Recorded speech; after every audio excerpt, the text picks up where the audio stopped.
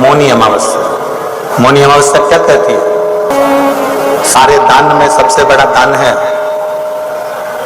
भगवान की भक्ति का, भजन का, स्मरण का, और अपने मौन रहने का जो सुख है, चुप रहना, मौन रहना, चुप रहकर भगवान की अविरल भक्ति को धारण करना।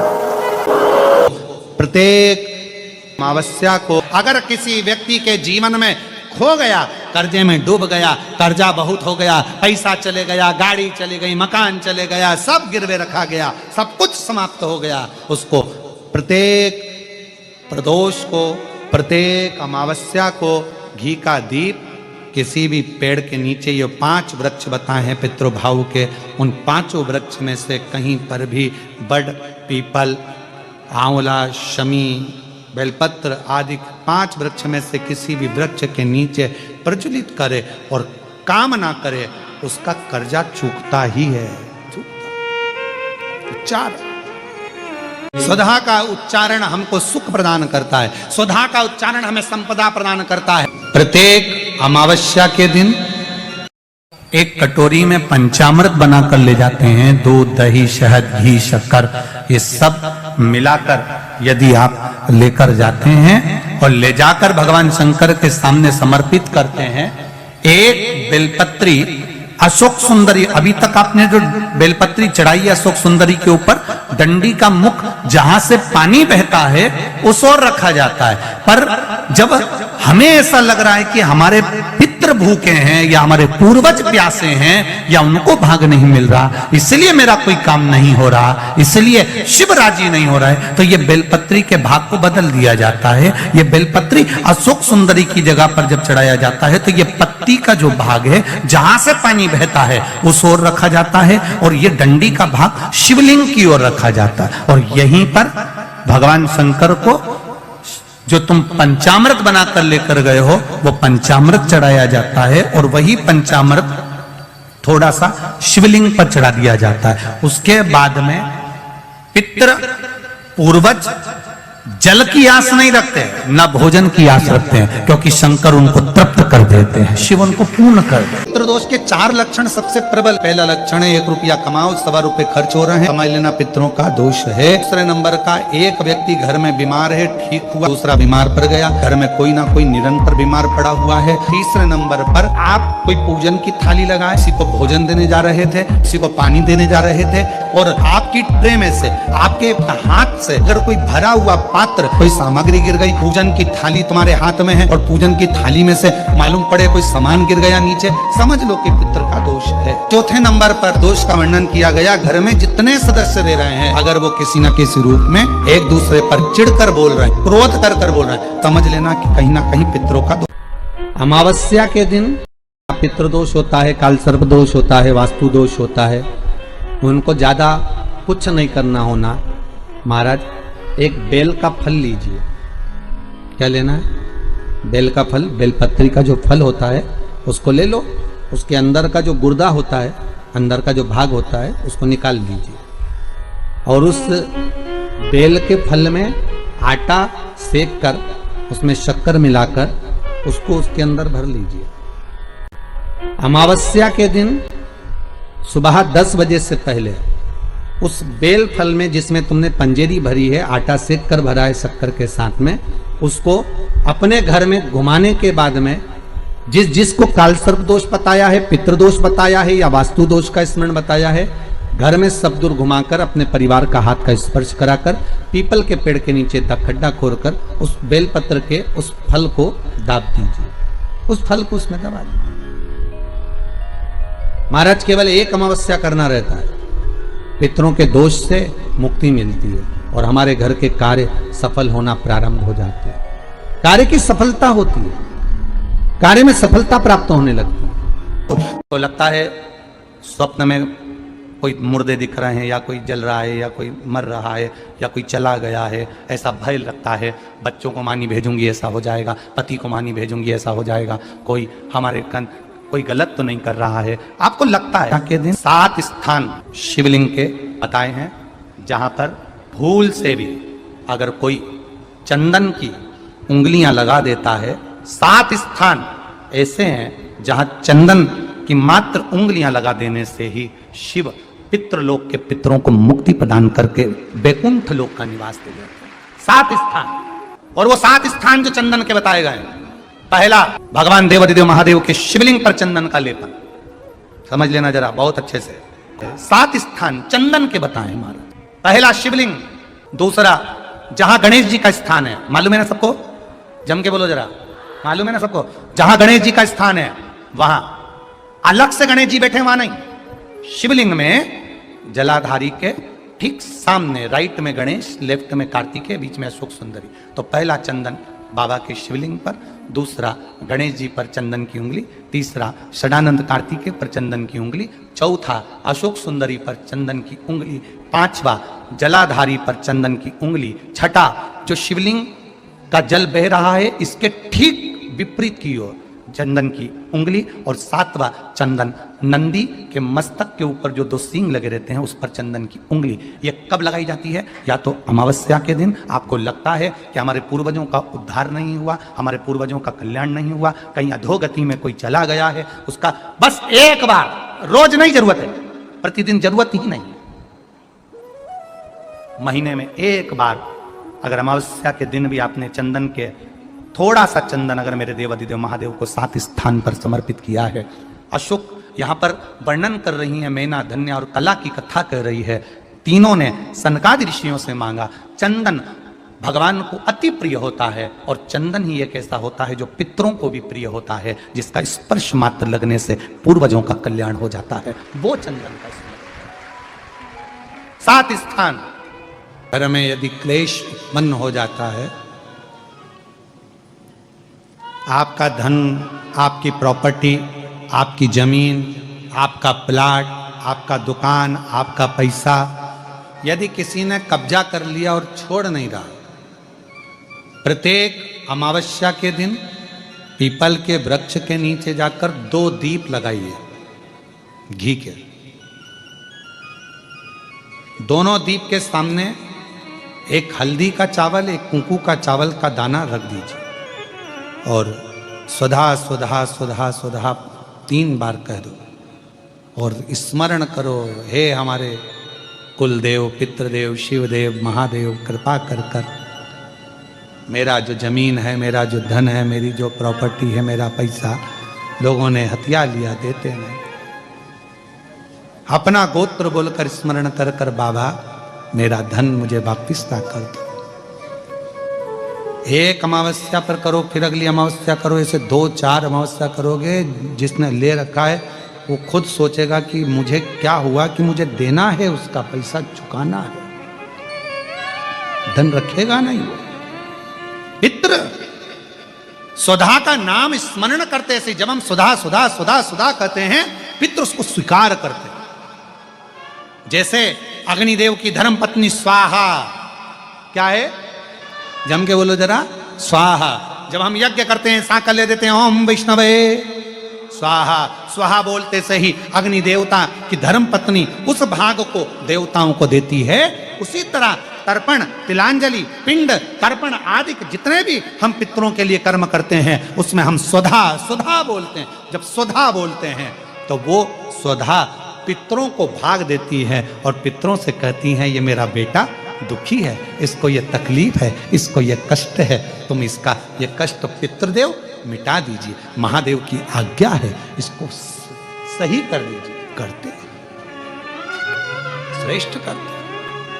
ओम जयंती मंगलाकारिणी भद्रकाली कपालिनी दुर्गा क्षमा शिवा स्वाहा स्वधा नमोस्तुते। ओम जयंती मंगला काली भद्रकाली। सबसे पहले शंकर भगवान जब अपने भक्त पर कृपा करते हैं, जब शंकर भगवान अपने भक्त का दुख काटना चालू करते हैं, तो हमको कैसे मालूम पड़ता है कि भगवान शंकर ने अब हमारा दुख काटना प्रारंभ कर दिया? हमें मालूम कैसे पड़ेगा? तो हम उमाखंड में एक चरित्र आता है।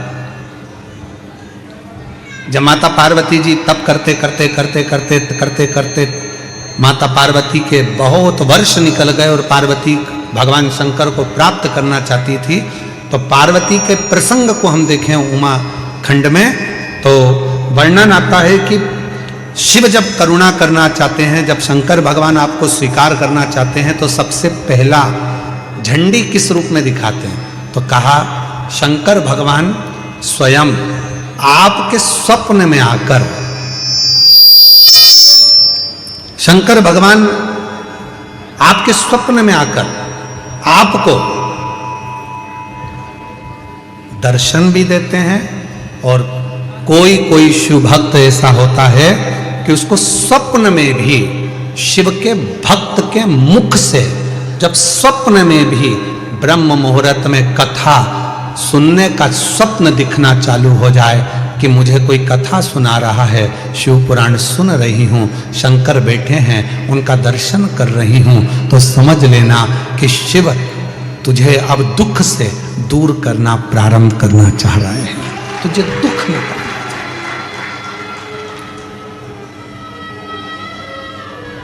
महाराज जी, कई लोग कहते हैं कि स्वप्न में अगर शिव जी दिखते हैं तो क्या फल मिलता है?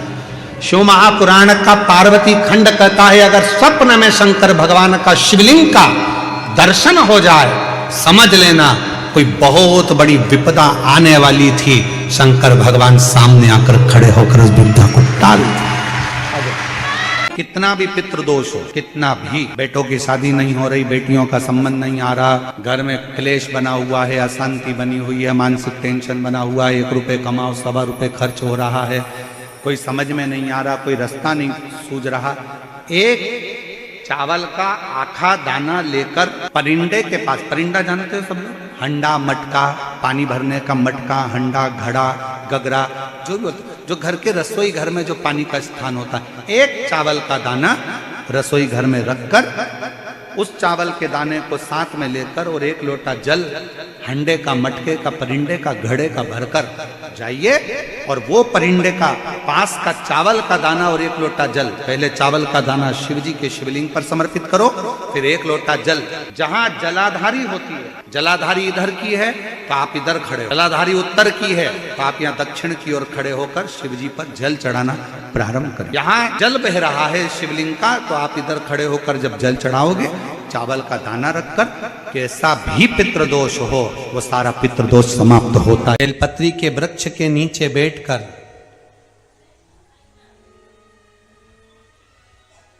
हाथ में एक बेलपत्र का पत्ता रखकर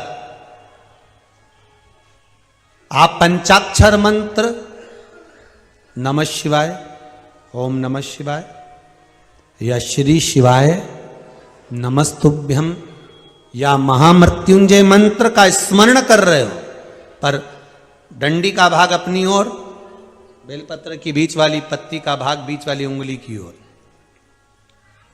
रखकर अगर आप स्मरण कर रहे हैं और अपनी कामना कर कर बेलपत्री के वृक्ष के नीचे बैठकर उस पत्ते को सम्मुख रखकर बाबा से विनय कर कर एकांत में उस बेलपत्री के वृक्ष की छांव में, बेलपत्री के वृक्ष की छांव आप कामना कर कर उस पत्ते को शंकर भगवान के ऊपर समर्पित कर रहे हैं, तो ये जान कर रखें कि पार्वती और शिव का मिलन करवा रहे हैं और अपनी मनवांछित फल कामना पूर्ण करवा रहे हैं। क्योंकि शिव और पार्वती का जब मिलन होता है, शंकर पार्वती जब एक दूसरे के सम्मुख में होते हैं, शिव और पार्वती जब एक दूसरे के सामने अपने बच्चों के कारण एक दूसरे के सम्मुख में आते हैं, तो उनके चेहरे पर प्रसन्नता का भाव आ जाता है। वो फल, मनवांचित फल की कामना आप जिस कामना के लिए कर रहे हो, विवाह के लिए, नौकरी के लिए, सर्विस के लिए, व्यापार के लिए, रोग मुक्ति के लिए, आप जिस कामना से कर रहे हो, बस उससे कहा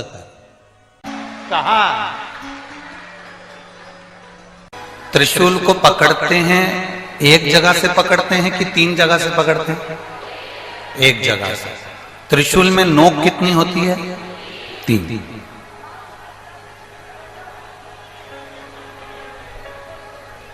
अब बाकी के जितने शस्त्र हैं, सुदर्शन, शंख, चक्र, गदा, भाला, धनुष, बाण, तीर, ये जितने जितने शस्त्र, तलवार, बर्छी, कटार, कुंदूक, जितने जितने आप शस्त्र देखेंगे, इन शस्त्रों में देखेंगे कि ये एक शस्त्र केवल एक पर प्रयोग किया जा सकता है। पर शिव महापुराण की कथा कहती है केवल एक त्रिशूल ऐसा होता है जिस त्रिशूल को एक जगह से पकड़ा जाता है और 3 पर उसका प्रहार कर दिया जाता है। उसी तरह शंकर का हम केवल एक अकेला नाम लेते हैं। आपने शिव का नाम लिया, आपने शंकर का भजन किया और शंकर भगवान ने तुम्हारे नाना पक्ष में, तुम्हारे दादा पक्ष में और तुम्हारे कुल में ना जाने कितनों को तीनों पक्ष में तार दिया है। वो शिव तत्व है, वो शंकर है, वो घड़ी बोल बम का नारा है, बाबा है, उसने तार दिया, उसने साथ। गर्ग संहिता कहती है और कूर्म पुराण कहती है, तुम्हारे घर में अगर सत्यनारायण जी की कथा हो रही है, तुम्हारे घर में शंकर जी का अभिषेक हो रहा है, तुम्हारे घर में पार्थिव शिवलिंग का निर्माण हो रहा है, तुम्हारे घर में अगर तुम कोई व्रत रख रही हो, तुम्हारे घर में कोई उपास कर रही हो, तुम्हारे घर में कोई उद्यापन हो रहा है, तुम्हारे घर में कोई अच्छा कार्य हो रहा है, तो ये करवाने वाला कोई दूसरा नहीं होता। इसको करवाने वाले तुम्हारे घर के पितृ होते हैं जो ऊपर बैठकर तुम्हारे घर में अच्छा कार्य कर रहे हैं।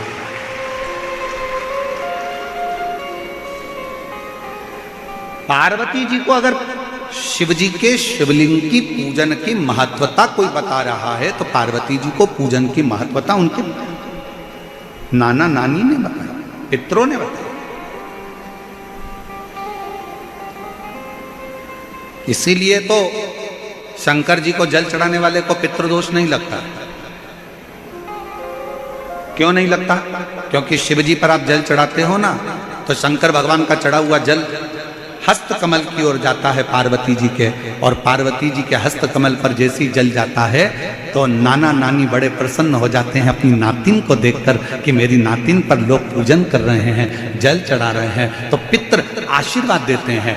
शंकर पर जल चढ़ाने पर 3 दोष समाप्त हो जाते हैं। पहले नंबर का वास्तु दोष, दूसरे नंबर का पितृ दोष और तीसरे नंबर का काल सर्प दोष। ये 3 दोष शिव पर जल चढ़ाने से समाप्त हो गए। पितृ प्रसन्न होते हैं, पूर्वज आनंदित होते हैं। हमारे घर की बेटी आज शिव की आराधना कर रही है, हमारे घर की बेटियां हमारे शंकर की आराधना कर रहे हैं, शंकर की स्तुति कर रहे हैं।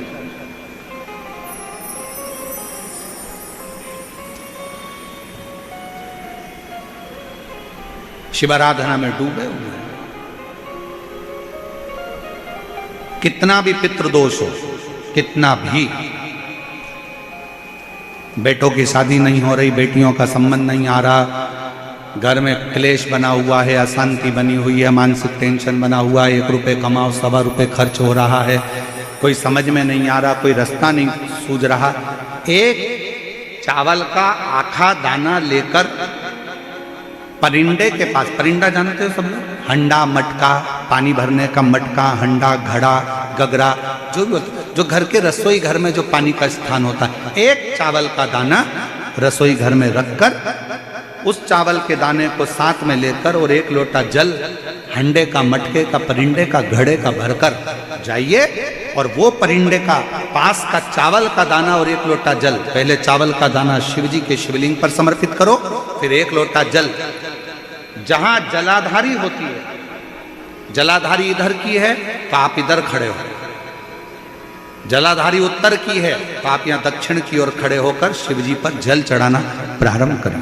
यहां जल बह रहा है शिवलिंग का तो आप इधर खड़े होकर जब जल चढ़ाओगे, चावल का दाना रखकर, कैसा भी पितृदोष हो वो सारा पितृदोष समाप्त होता ही है और घर में शुभ कार्य होता है। पितरों की शांति का मूल क्रम है शंकर की स्तुति।